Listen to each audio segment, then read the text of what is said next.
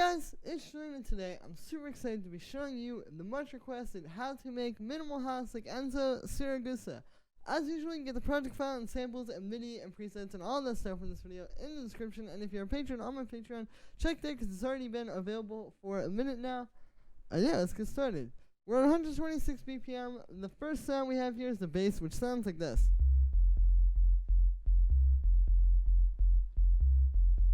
So if I play that with the kick, you can kind of hear how it sounds more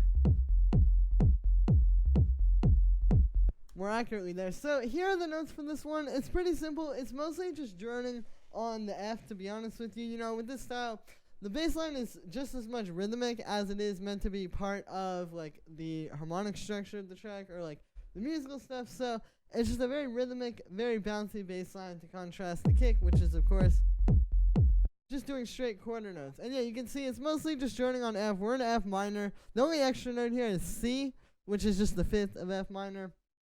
And yeah, and then for the sound on this one, it's made using operator. This is actually a very simple sound. It's just basically a sine wave with a little bit of FM from another sine wave. The idea here is to just make this very like just warm and fat sound like this. You don't want it to be too in your face. You know, you want the bass to be very much underneath everything in the mix, but still, like, obviously there. Like, even though you can't really hear this bass so much as you are feeling it and getting the groove from it, listen to what the mix sounds like if I turn it off. So it's definitely very noticeable. So yeah, and then, like I said, just the two sine waves there. Then we just have a bit of saturation to fatten it up. And then I have an EQ8 on that, which is cutting at 100 hertz, or a little bit above it. Yeah, 111. This is just cleaning it up a little bit, making room for the kick, because the kick is mostly punching through around that range, like you can see. So we just kind of cut that on the bass, so that the bass can be more focused on the lower ranges. And yeah, that is it for the bass. The next sound we have here is the kick, which sounds like this. So with this one, you can see it's just this punchy, sort of like 909 style kick. This tends to be what you want from this style. And then I have that going into a drum bus to beef it up. You can see I got the transients up on that, so here's without that. And with it, you can hear it really makes that kick hit and just kind of puts it in the right place in the mix. And then the last thing on there is just an EQ8, which is cutting out just a little bit of low mid-range at 255 hertz. This just helps to clean it up a little bit. You'll see this more as I show you the next thing. But it's like whenever you're using drum bus or any kind of saturation like this to fatten your sounds up, it's very effective for fattening sounds up, but it also tends to add a little bit of muddiness and a little bit of like low mid-range that you don't always want. So we're just cleaning that out so that we can still get the fatness from the drum bus. And yeah, and then I have the kick and the bass in a group together, also known as a bus. This is the low end bus. It just helps to kind of take these, you know, very close together elements. These are both in the low end, and when you put them in a group, it just makes everything more cohesive. Here's with no processing. And then with it, so you can hear what's going on there. It's just, like I said, like, you're really helping to make the kick and the bass sound like one tight, powerful low end in the track like you want. So the first thing here is just a bit of drum bus. Here's without this. And then with it, you can hear it's making the kick and the bass fatter, but what it's also doing is gluing them together. I talk about this a lot, but basically, whenever you saturate two elements together like this, I can kind of show you actually on a bigger scale. Like if I get a saturator here, turn the drive all the way up and I'll turn the output down, you can hear like on that very extreme level, it's just gluing these together and kind of turning them into one thing, right? So if we just use the saturation, not as intense as that, but still enough to where it's doing that effect, we can get that same effect just in a much smaller degree, and that is what we're doing. And then the last thing on there is just this EQ8. This is just boosting the low just to make that a bit stronger. Doing a low mid-range cut, like I said, just cleans out some of that mud. And then we have this mid-range boost. This is mostly for the punch on the kick, but it also helps with the bass a little bit. Here, I'll turn that off and then turn it on so you can hear. You can hear it just gives the kick a little bit more punch, and it gives the bass a little bit more mid-range, which helps it cut through as well. And yeah, so that is the low end. The next thing that we have here is this first stab, which sounds like this.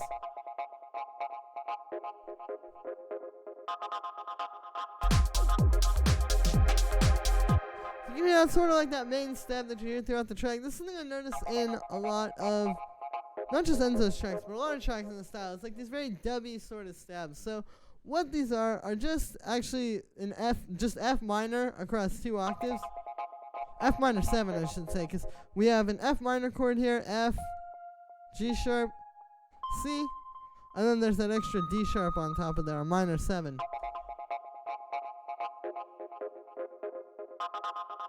And yeah, so these are the kind of chords you usually want to use for these kinds of stabs. And you can see with this one, it's just very rhythmic. It's very much playing off the groove of the drums and stuff. The way that I made this was I had set up the drums and the bass already. So by the time I came to make all this stuff, it's like just, I was using that to kind of inform what this does. Another thing you'll see with this, and you'll see this across the whole track, I also did this with the bass, is the swing. If you look at the 16th notes here, I'll set this as a 16th note grid to make it easier. You can see like that one, those, and that one, and that one. They're all slightly off the grid, so this just gives it a little bit more swing, you know, makes it a bit more groovy sounding, makes it less rigid. Definitely very important for the sound.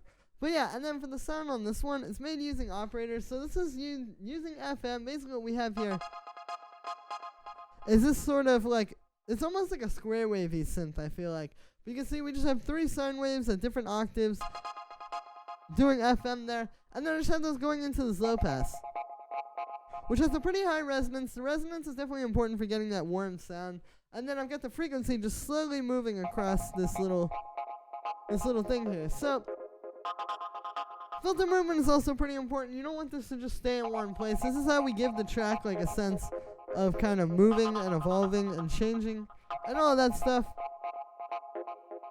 But yeah, and then after that, we just have a bit of chorus just kind of spreading the sound out, giving it a bit more dimension. Then we have this echo doing dotted 8th notes as well as this reverb. These are both working together just to give the sound some space. Here's without those. And then with them. So you can hear those are pretty important for a sound like this, kind of giving it that big, spacey sound. And then after that, I just have a bit of drum bass that's just fattening the sound up a bit, kind of giving it some more warmth. Here's without it. And then with it, you can hear, pretty important there. And the last thing on here is just this auto filter, which is doing a high pass. It's cutting out the line, just cleaning up some room for the kick and the bass. That is it for the first stab. Next sound we have here is the second stab, which sounds like this.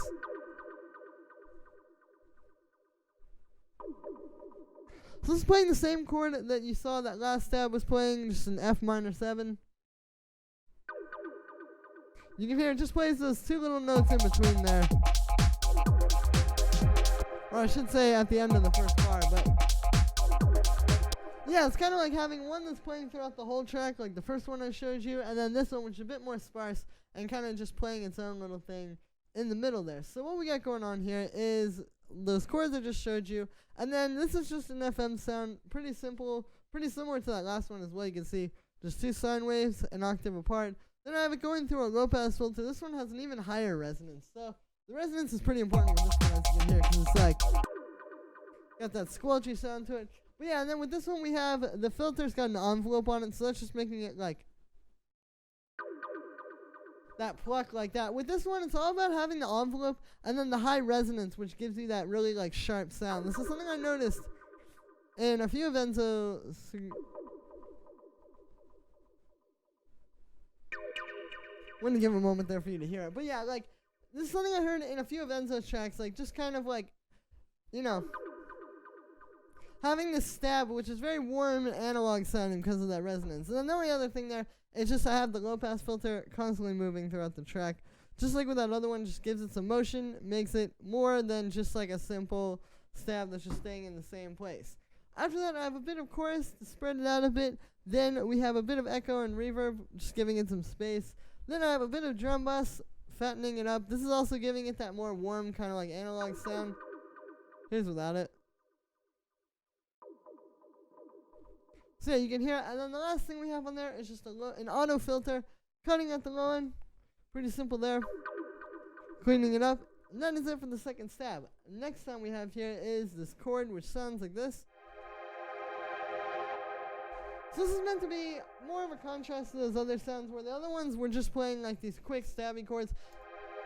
This one is almost like a string type of sound, and it's just kind of like ringing out and slowly fading in there to give it like a crescendo. So what we have going on here is this is just an F minor 9 chord actually. It's literally just the F minor 7 chord. I've been showing you for the past like 3 minutes now, but with a 9th on top of it. So we have G. 9th is just one note down from the 3rd. In this case, the 3rd is this note, G sharp. So we just have G, one note down from that, an octave up. For the sound on this one, it's made using operator. This one is just 3 sine waves. You can see the sine waves with FM synthesis. Very good way to make sounds for the style. But yeah, and then we just have those like that. I got the second one detuned a little. Then those are going into a bandpass, which you can hear, yeah, it's just kind of filtering down the sound. You can also see there's a bit of an attack on this first oscillator. That's what's making it fade in like that. And yeah, then we just have a bit of chorus just kind of spreading it out a bit, as well as some reverb to make it a bit bigger. And this one is pretty long, since, you know, with a sound like this, it's very sparse. It just kind of plays this one note that's like fading up. You have a lot of room to have a lot of reverb, so I have that up pretty high. And then the last thing we have on there is just the drum bus, just kind of fattening it up a bit, giving it some texture. And that is it for that last chord. Next sound that we have here, these hi-hats, which I'll show you these all together, they sound like this.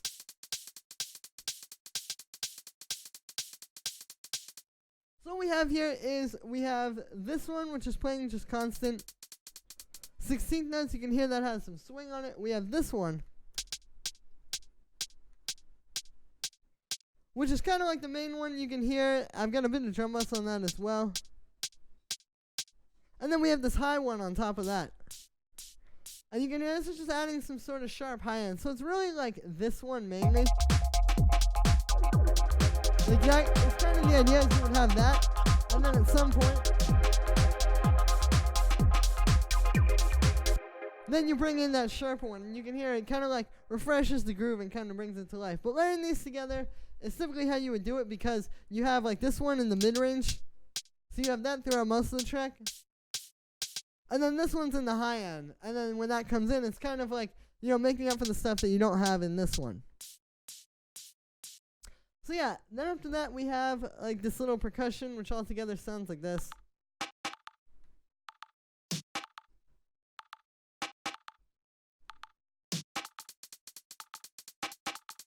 So you can hear like we have this one, which is just kind of like playing constantly.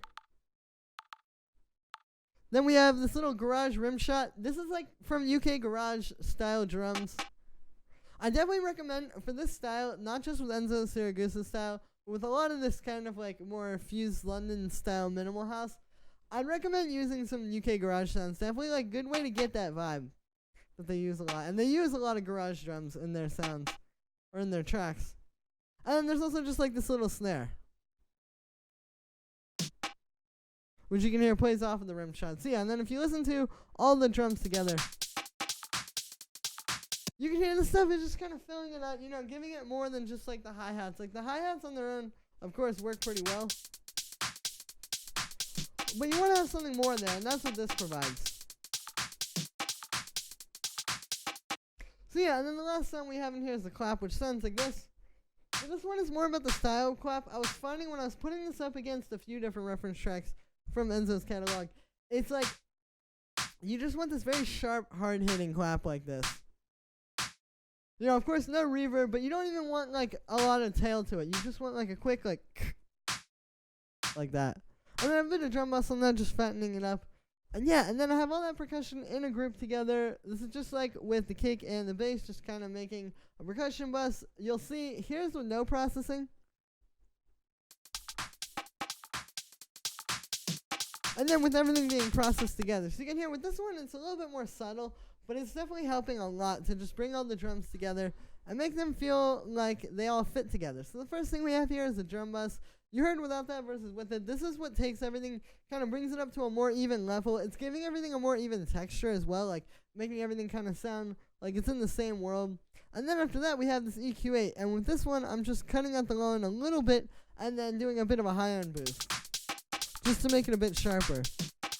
You can that just sort of focuses the sound. And yeah, so that is it for the percussion. And that is also going to be it for this one, guys. So, I hope you enjoyed. As always, make sure to like this video as well as subscribe. And let me know what you think of this video in the comments. Like I said in the beginning, you can get the full project file and samples and MIDI and presets and all that kind of stuff in this video in the description. And if you're a patron on my Patreon, check there because it's already available. Thank you so much, guys, and I will see you tomorrow with another video.